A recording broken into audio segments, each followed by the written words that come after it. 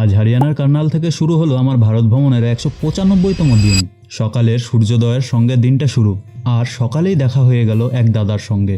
দাদা নিজেও সাইক্লিস্ট, তাই আমাদের প্রতি তার ভালোবাসাটাও যেন একটু বেশি। তার আগে জিনিসপত্র সব গুছিয়ে তারপর দাদার সঙ্গে রওনা দিলাম জলখাবার খেতে।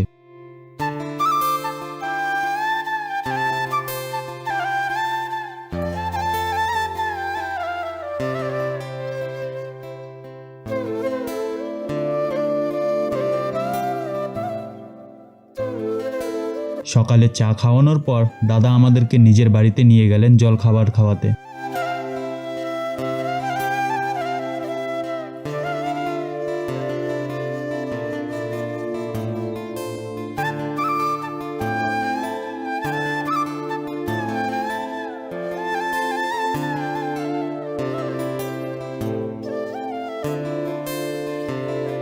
আর একটা মজার ব্যাপার হলো, গতকাল সময়ের অভাবে কার্নালের এই ড্যামটি দেখা হয়নি, কিন্তু আজ যেন ভাগ্য নিজে থেকে আমাদের কাছে নিয়ে এলো। তাই সকালে ড্যামটা দেখে তারপর আবার রওনা দিলাম। জলখাবার খেয়ে দাদা আমাদের পেট্রোল পাম্পে নামিয়ে দিলেন।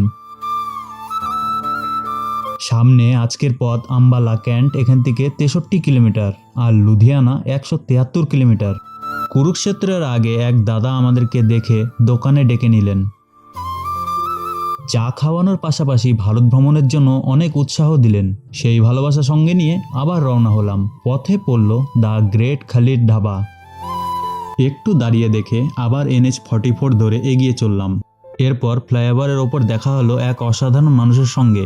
তিনি পায়ে হেঁটেই সম্পূর্ণ ভারত ভ্রমণ করছেন। দিল্লি থেকে তার গন্তব্য বৈষ্ণোদেবী। এমন মানুষের সঙ্গে দেখা হলে নিজের যাত্রার জন্য নতুন একটা শক্তি পাওয়া যায়।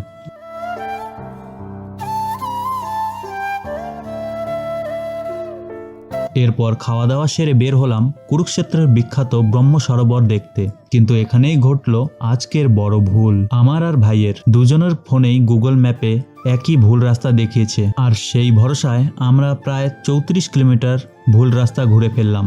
শেষে আবার ফিরে এসে ব্রহ্ম সরোবরের কাছে পৌঁছালাম। সাইকেল রেখে যখন সরোবরের দিকে গেলাম তখন বুঝলাম জায়গাটা কতটা বিশাল।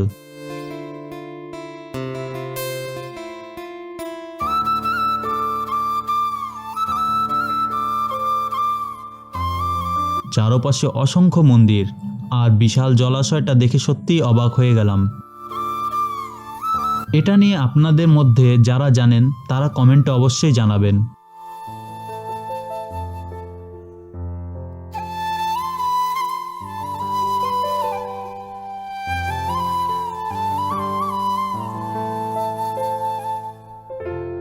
তবে ভুল রাস্তায় এতটা সময় নষ্ট হয়ে যাওয়ায় আর বেশি সময় থাকা সম্ভব হলো না। তাই ব্রহ্ম সরোবরকে বিদায় জানিয়ে আবার চণ্ডীগড়ের দিকে রওনা দিলাম।